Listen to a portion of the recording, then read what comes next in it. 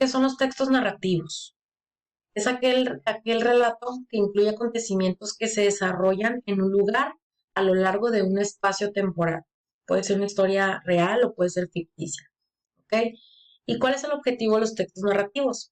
Pues el principal objetivo es contar una historia, entretener al lector, ¿no? Acuérdense que los lectores somos quienes leemos las historias, ¿no? Y los autores son quienes escriben las historias. ¿Ok? Ok. ¿Cuáles son los tipos de textos narrativos?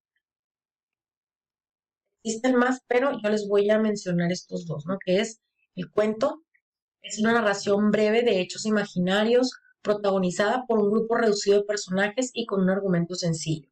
Es una historia, pudiera ser una historia lineal, una historia que tiene inicio, desarrollo y desenlace. O a lo mejor un cuento, el cuento Caperucita Roja, imagino que todos ustedes lo conocen. Son pocos personajes los que aparecen y pues es sencillo, ¿no? Y es breve. Y la novela también presenta una estructura de inicio, desarrollo y desenlace, pero la historia pudiera presentar mayor complejidad, porque hay novelas donde a lo mejor inicia la historia y va surgiendo, pero en cierto momento se regresan a explicar otra cosa. Entonces, pudiera ser como, no va de forma lineal, ¿ok? Pudiera haber historias cruzadas dentro de, por eso se dice que tiene mayor complejidad y extensión. Es mucho más larga una novela que un cuento, ¿ok? Igual también puede narrar hechos reales o ficticios. Aquí les puse algunos ejemplos de lo que son cuentos. Caperucita Roja, Gato con Botas, Alicia en el País de las Maravillas, son cuentos clásicos, no sencillos. Y novelas. Abajo, La Vuelta al Mundo en 80 días, Las Mil y Una Noches y Frankenstein son novelas clásicas también. ¿Ok? Bueno, ahora, el texto narrativo. Esta forma de expresión se caracteriza por la predominancia de acciones identificadas fácilmente por el uso frecuente del verbo. Pueden ser, los verbos se ponen en pasado, especialmente indefinidos e imperfectos. Por lo regular, el narrador es quien conduce la historia en el texto.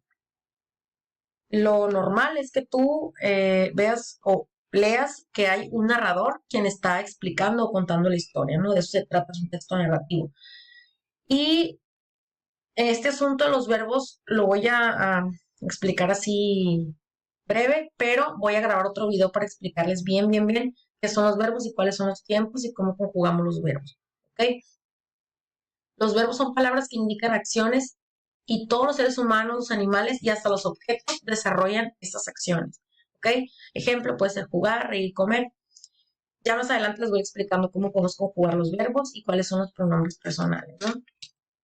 Ahora, ¿cuál es la estructura de los textos narrativos?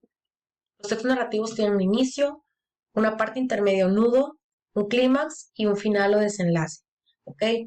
En el inicio se presentan los personajes, se dice qué es lo que quieren lograr, se describe de manera así, se pudiera decir más minuciosa cómo son, cuáles son sus costumbres o qué es lo que normalmente hacen, a qué se dedican, cuáles son las condiciones donde se encuentran. Y pudiera ser también que se describa brevemente algo que tenga que ver con el conflicto que se va a presentar más adelante. ¿Ok? Ahora, en la parte intermedia se presenta el desarrollo de los sucesos conflictivos que ya se plantearon en el inicio, pero en el inicio no se plantearon específicamente, a lo mejor fue como muy general, ¿no?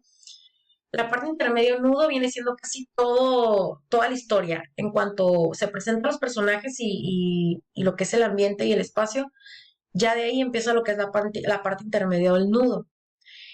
Y después sigue lo que es el clímax. El clímax viene siendo el momento de máximo interés en la narración.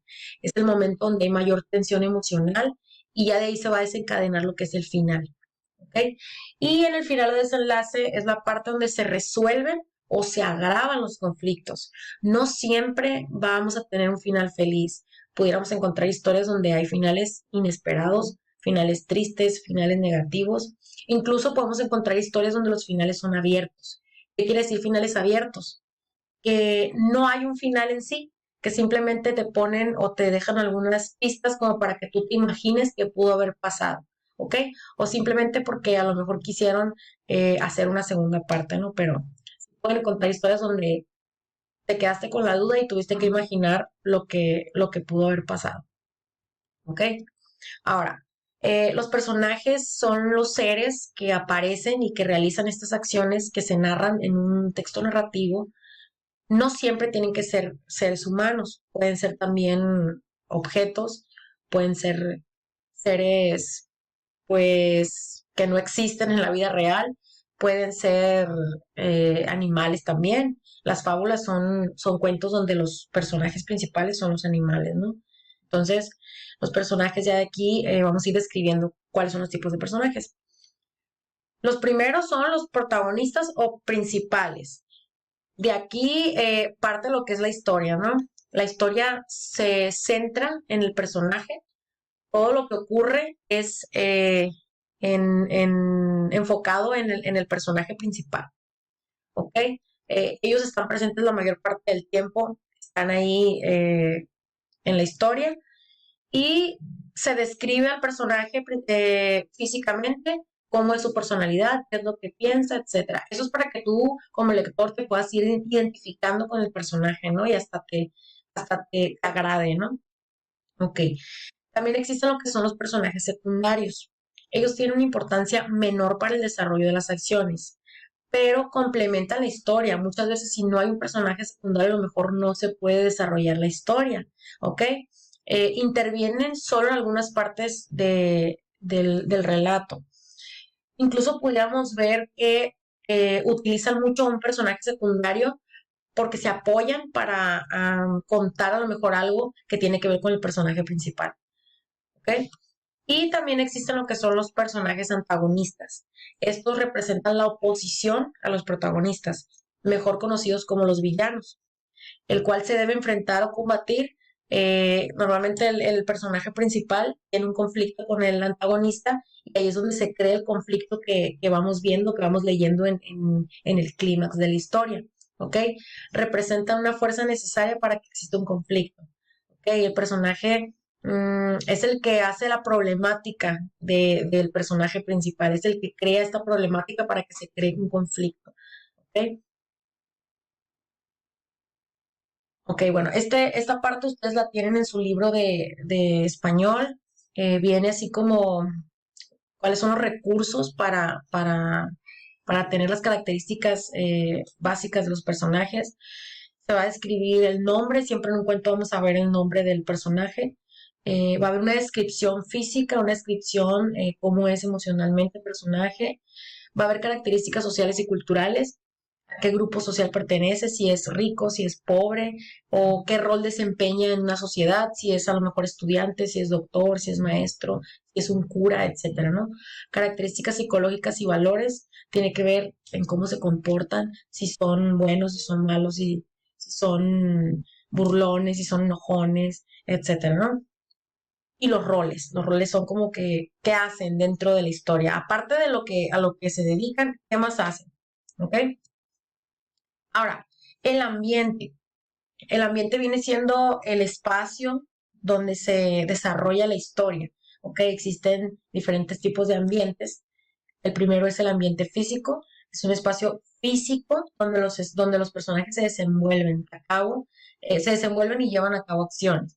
Como por ejemplo el parque, la escuela, en una habitación se pudiera considerar un ambiente físico. Ahí hay cuentos o novelas donde la historia se desarrolla en un solo lugar. Entonces, ese lugar viene siendo el ambiente físico. Luego viene lo que es el ambiente social, que es el entorno social, cultural, moral, económico, religioso, que enmarca las acciones de los personajes y las relaciones que se establecen entre ellos, y de ahí se definen los roles. ¿Ok? Es lo que les mencionaba ahorita, que a qué se dedican los personajes. Puede ser un cura, puede ser un maestro, puede ser un estudiante, etcétera. Y el ambiente psicológico es la atmósfera que el lector percibe por la descripción de los espacios, las emociones de los personajes y los sucesos que se presentan. Esto nos ayuda a que nosotros como lectores tengamos ciertas emociones, a lo mejor que te dé miedo, que sientas angustia, que sientas empatía por el personaje, que sientas tristeza, ¿no? Pero esto tiene que ver mucho con el subgénero, de qué tipo de cuento estamos leyendo, qué tipo de novela, ¿no? Eh, Hasta aquí voy a dejar esta parte del video porque me voy a extender, no quiero que esté muy largo, entonces les voy a mandar otro donde hable de lo que falta, ¿no? Que es el narrador y que son los subgéneros narrativos. ¿Ok?